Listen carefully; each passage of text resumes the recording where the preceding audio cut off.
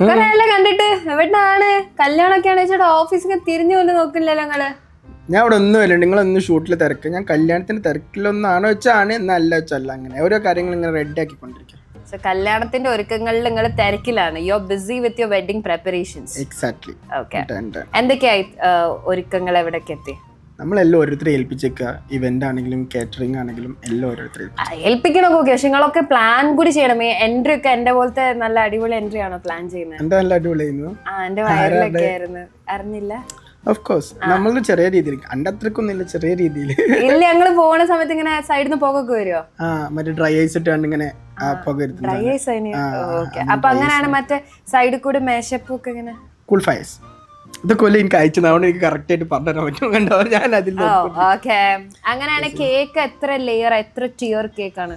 നമ്മൾ ചെറുതാ 2-3 ഒക്കെ ഉണ്ടാവും, 2 ഒക്കെ ഉണ്ടാവും. ഞങ്ങൾ ആക്ച്വലി 2 ഡാൻസ് ഒക്കെ പ്ലാൻ ചെയ്യുന്നുണ്ട്. എന്തായാലും നമുക്ക് നോക്കാം. അല്ല, എന്നാ കല്യാണം? അത് ഓഡിയൻസ് പറഞ്ഞോട്ടെ.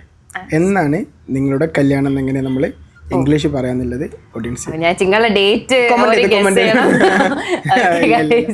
ബൈ.